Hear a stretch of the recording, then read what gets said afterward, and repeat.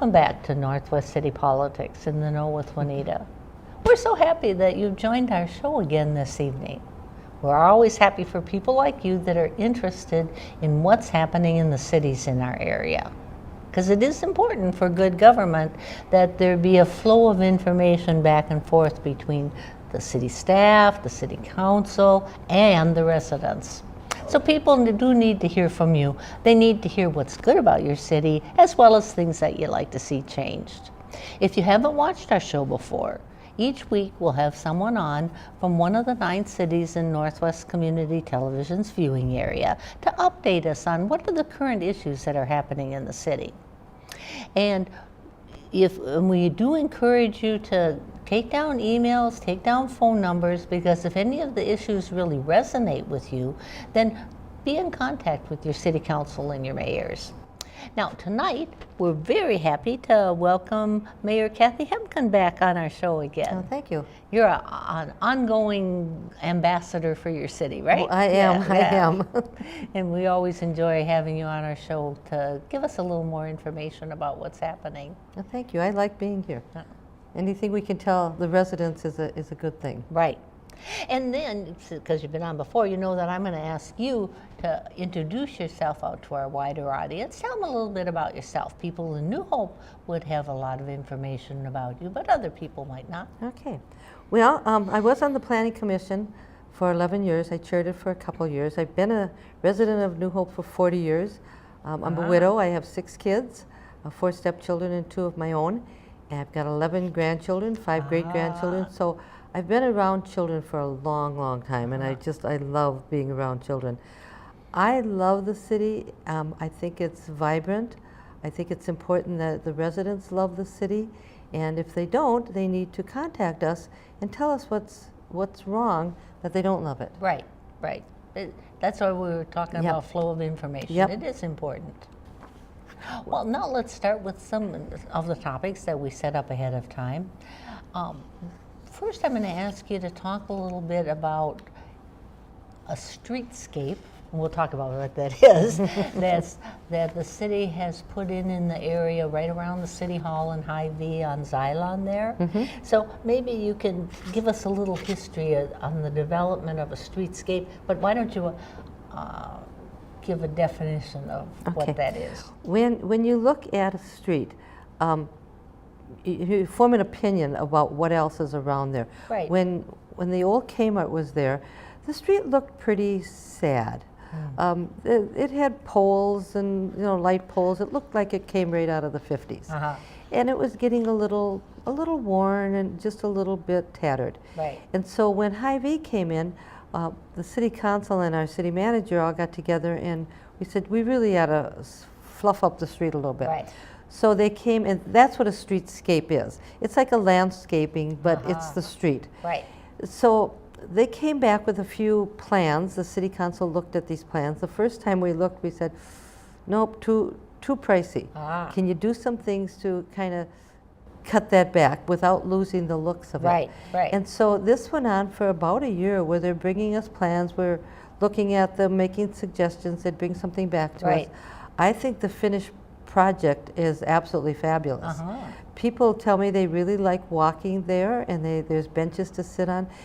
I must tell you though, I mean, it's not free. Right. That was a $6 million project. Right. We got some money from Hy-Vee to help with their side, but the part of the reason it was so expensive, we had to redo the water pipes. Oh, right. Because we were having water main breaks. And so we had to do that, and as long as we're doing that, we might as well bury the wires for the overhead lights. And, and then the new lights are expensive, of course. And it's like your own house. Right. When you want to fix up your house, it costs money. Well, if we want to fix up the street, it's going to cost money. And it did, and it looks just fabulous. Oh, it really does. Yeah. And maybe you can talk a little bit about how, because that whole area with the shopping areas around there is the city center area that the city's been working on for a long time, very long time. Well, but how does the streetscape enter into that whole idea? Well, because we don't have a downtown. We're not Robbinsdale. We don't have a downtown. Most suburbs, the first, second, third ring suburbs don't. Right. And so because our police department is there, or I mean our fire department's there, and the swimming pool is there, and City Hall is right in that area, and there's a park, we thought that to us looked like the center of the city. It's physically located about in the center. Right.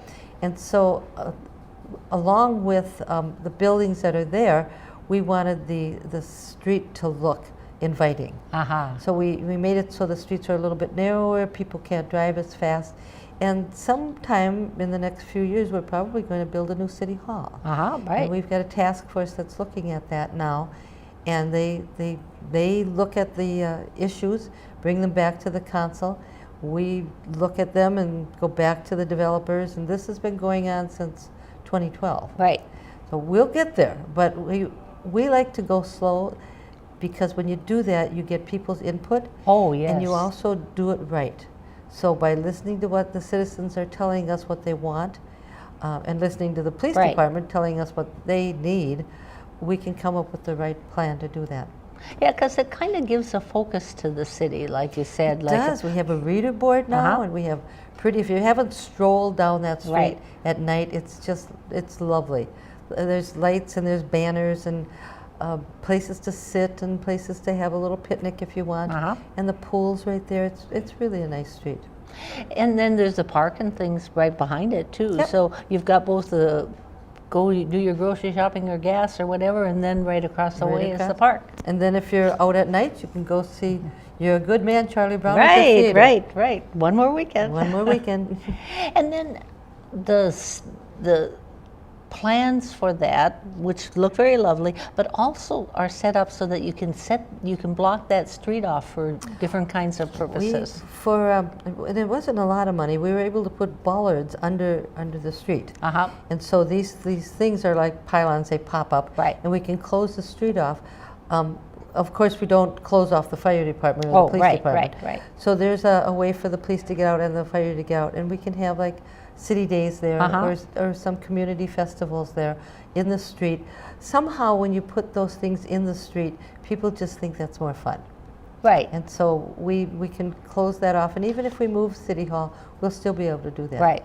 So it's that's a whole new look, and I appreciated it because I remember back to when Golden Valley did kind of not the same thing, but it identified their area. It does. Right. It does. And I like the idea. We've been really happy with it. It did take a long time to get done. There were a few little glitches along the way, but everyone around there seems to like it, and everyone that comes to visit.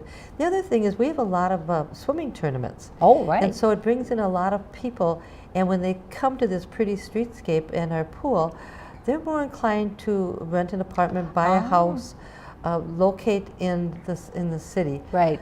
And that's really important. We need those kids in our city. And part of what's along 42nd Avenue is that there's new city signs. The banners? The banners that are up. Maybe you can tell about the process, because it was kind of interesting what you did this time. It really was. We actually went to Hempen Technical College, and they have a graphic design class. And so we went to the class and we told them what we were looking for. We were looking for banners. We wanted it to reflect New Hope, and we talked a little bit about New Hope, that it was a good place to grow and go to school and shop and all the things that New Hope has. And so these kids took it on as a project. The teacher assigned 4 kids, little groups of kids, to design these banners. Right. And then they brought the banner designs to us, and we picked out a couple of them. But they needed to be changed a little bit. We went back to the designing kids. They came back with the designs, and then we picked the one that we did, and gave actually the gal that did the main designing on that, we gave her a memento banner. And so we put those banners up and down 42nd Avenue with the intention that when the streetscape was done, we would put them up the streetscape. Right.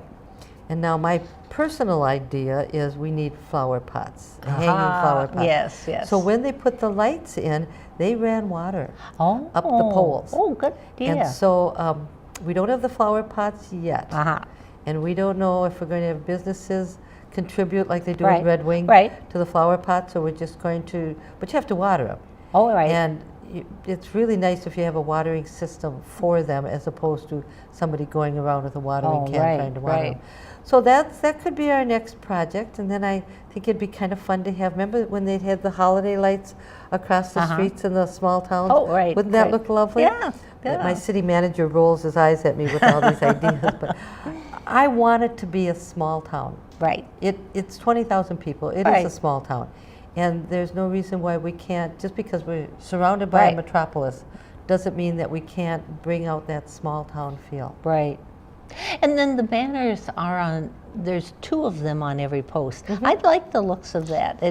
You notice it more. It kind of stands out, I think. We thought so too. Yeah. And we got the banners done actually before the polls went in, because that was our thought. Let's see what these banners look like. And we did indicate that we wanted one on each side. Right. But we didn't want them identical. And so right. It's almost a picture. One has the verbiage on it, and the other one has a picture and New Hope on it. And they're all different colors. So it's not just same old, same old.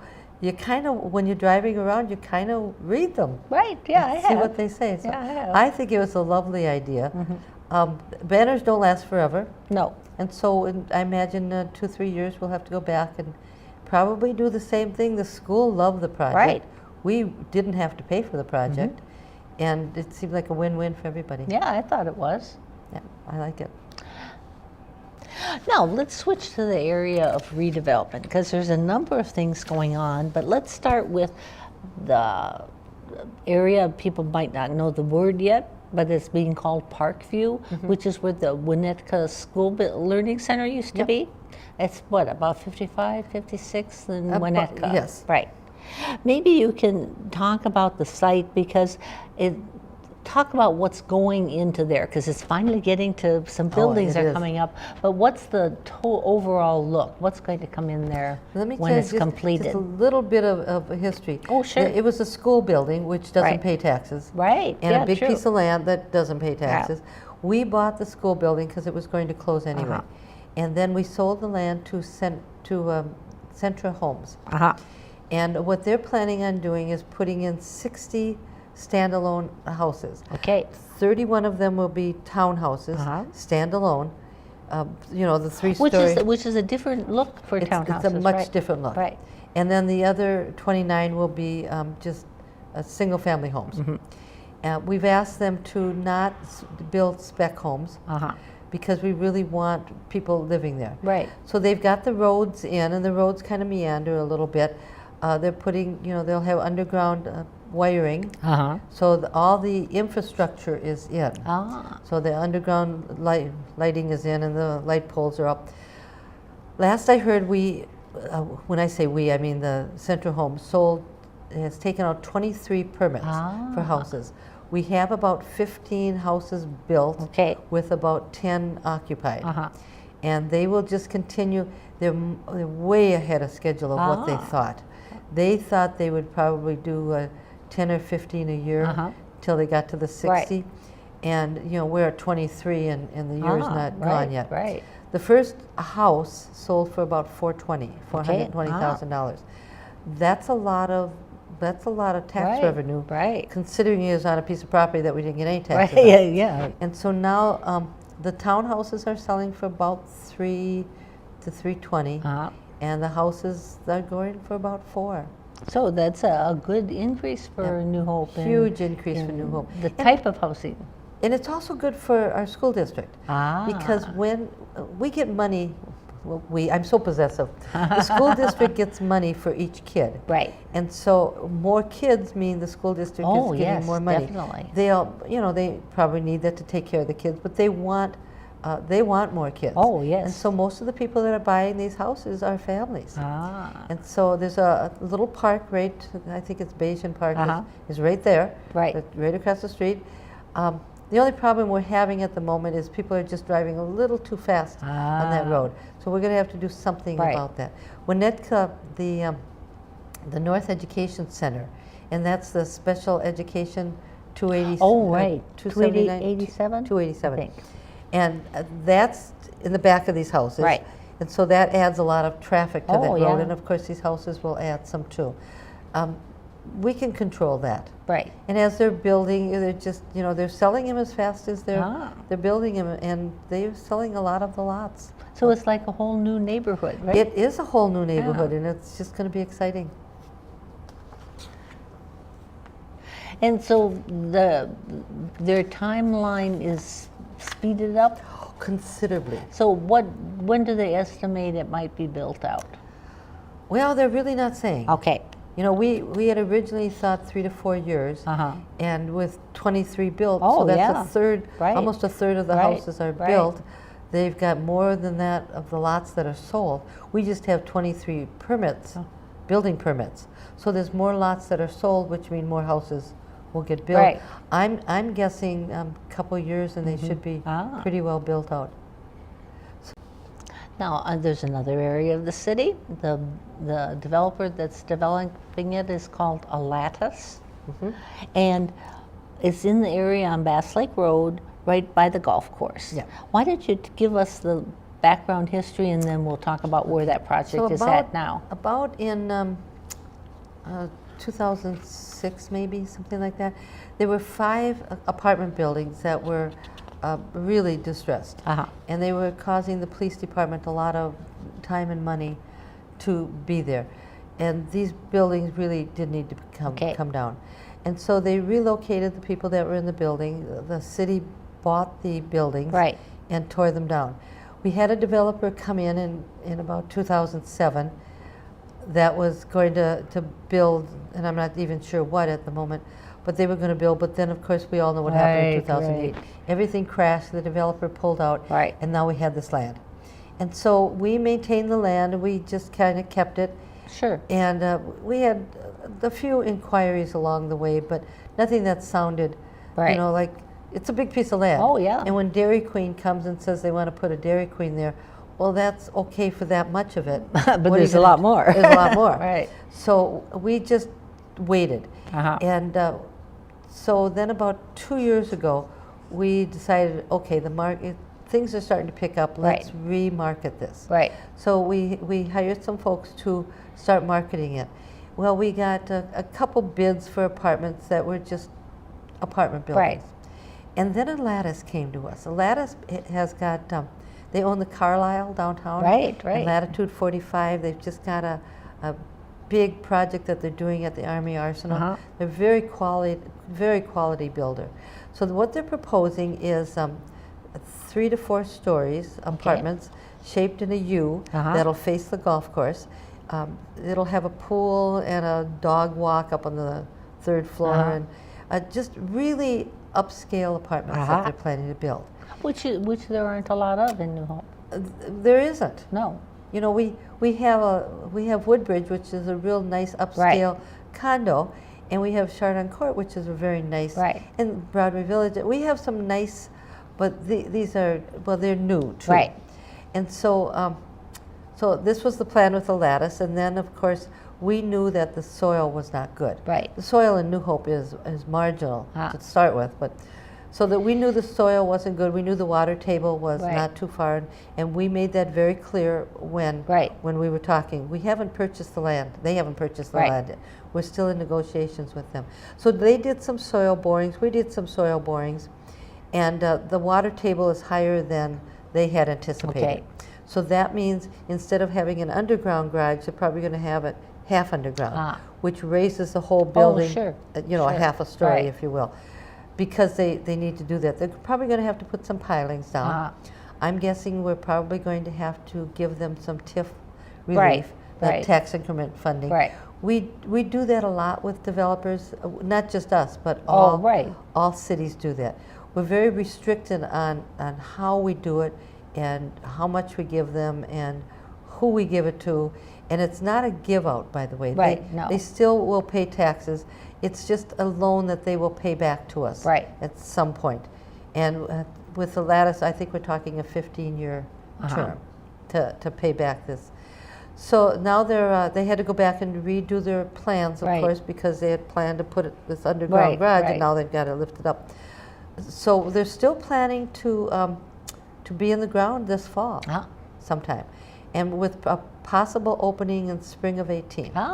They want to open in the spring because that's the best time apparently right. to rent. It will be rental. Somebody asked me if it was going to be Section 8 housing, and I said, well, there's two things to that question. One, the city has absolutely no control over Right, Section 8 right. housing, none at all. And the second, these apartments are pretty pricey. Right. So that they are not going to be Section 8 housing. I Right. can almost guarantee that. Who they're marketing to are, quite frankly, you and I, Uh-huh. because they're looking at people that want to get out of their Right. homes, because they don't want to mow and do all that stuff anymore, and they want the room. Right. They're also marketing to young millennials. Uh-huh. Probably not a lot of kids. Right. But young couples with maybe a baby, or just young Just people that are starting, just yeah. starting out working. So that's their market. That's pretty much who they market to in the Uh-huh. other places that they have. So this will be kind of exciting with them. We're hoping that'll give a little boost to our golf course. Right, right. During this past legislative session, there was a lot of talk, and not a lot of action, right? But a lot of talk about the Metropolitan Council and people being kind of concerned about it, concerned about how it's set up. And I thought I'd talk with all of the different cities and get a perspective on how the Metropolitan Council interacts with New Hope first. Well, first of all, I'm on the land use committee Okay. for the Met Council, so I get a little different perspective on Oh, what they're right, trying to right. do. Why we have a Met Council is there are things that cross county lines, Uh-huh. such as roads, Right. freeways, water, that water pipe that Right. we use. There's a lot of things that cross those, and sewer lines. Uh-huh. So we need a governing agency, and that's what the Met Council Right. is. There's 17 people that are picked by the the current governor. Okay. That's where the controversy comes, because when a new governor comes in, who may be of a different political Uh-huh. leaning, they'll pick typically 17 of their own people. Right. Now you've got a complete turnover of everybody, your Met right. Council, and that's very difficult when that Uh-huh. happens. So some of the things I've heard suggested are perhaps we could stagger the terms. Okay. So in just saying that everybody just serves a 4-year term, and when the governor's gone, you get another batch Right. of 4 years. If we staggered those terms, then some of the people would stay on Ah. with a new governor, Right. and that way there'd be some continuity to what's going on. There was some thought about not appointed; they should be elected. That means if you're going to be the Met Council representative, you've got a huge area Oh, to right, to right. campaign in. And that's not always the best thing. We need people in the Met Council that are very, very familiar with the area they're Sure. representing. And so a lot of times we get people that were in the legislature and no longer are, or they were on the county board but no longer are. And so those are the ones that were being appointed. Right. Somebody had this idea that they should appoint elected officials. And my thought is that if they appoint me, my feelings are really for New Hope. Oh, right, And right. I love Crystal, I love Golden Valley, Yeah. but my feelings are with Yeah, New Hope. yeah. So if they do that, first of all, most of us are pretty overtaxed Right, anyway. oh, yeah. Your time is our time taken up, is right. taken up. So having one more thing probably isn't going to Yeah. work real well. And then to find somebody that could be impartial to the other neighboring right, cities. right. And of course, if they appoint somebody and they make a decision for their city and the Ah, other, right. So I don't think that's a real good idea. I think the best idea is appointed and staggered terms, and that seems to work real well. They move slow, and occasionally they will try to overstep their boundaries occasionally. But their thoughts are, well, if they're going to look at low-income housing, Right. that's a whole universal thing, and everybody right, needs to have right. housing. Well, there are some cities that aren't taking well to low-income housing, right. and there are some cities like New Hope. We have You have a lot of it. we have a lot of it Right. because if you look at St. Therese, the people that are living in the nursing Right. home, they're pretty low income. Right, right. I mean, they're probably on Right. Medicare. We have St. Therese, we have Northridge, we have You know, we have all these nursing homes, and so we don't need any more low-income Right. housing. And then there's Edina who says we don't want any. Yeah. So that's an area I personally think they've overstepped. Uh-huh. I think the cities need to be left alone to figure that out Right. themselves, and I think they will. Uh-huh. You know, if the market demands it, they'll Right. figure out a way Right. to solve that problem. So are there any other changes that you'd like to see that you think would benefit New Hope in regards to the Met Council? Well, the Met Council is really, really good about helping at least our staff Uh-huh. with the comp plan. Oh, right. Once every 10 years, we do a comprehensive Right. plan. And when you do that plan, it's what you think is you want in your city. Right. And then you have to send it, we have to send it to Plymouth, we have to Right. send it to Brooklyn Park, to Crystal, to Golden Valley, and say, what do you guys think? Is there anything in this plan that you Right. see that isn't going to work? Right. If we don't have somebody like the Met Council that can help with that process. Right, right. Because if all of a sudden we want to build this wall Right. at the edge of New Hope, and Brooklyn Park says, we really don't want you Yeah. to build that wall. We need a governing That can entity deal with that can that. deal with that. Right. And that's what the Met Council does. So a lot of the things the Met Council does, regular citizens don't see. Right. Because they send out things to the community development Oh, guys right, to right. help them with the plans. Right. Some of these smaller cities, they actually help write the, Right. if you live in Maple Plain, you've only got a few hundred Right. people. We're fortunate enough to have enough people to be able to hire a consultant Right. to help us with that comp plan. These little cities can't do Right. that. And so that's where the Met Council steps in. So I think they're very needed. I think they're very helpful to the cities in the stuff they give us and the stuff they don't give us money, by the way. Right. But the information they give us and the how to do things. But I think that the majority of the citizens don't see. Yeah, right. Don't see that. That's why I thought I'd have each city talk about it. I think they're just fine. I just would like to see Right. staggered terms. Well, I want to thank you Oh, so thank much. you so much. It's always wonderful to be here, Yeah. just to tell citizens what's going on and to be able to talk Right. to you. So we'll encourage you to tune in next week for part 2 of New Hope's issues. And if you live in New Hope, I hope you took down Mayor Hempen's phone number and email and contact her if you've got concerns or things that you want to compliment the city on. We'll see you next week. Bye.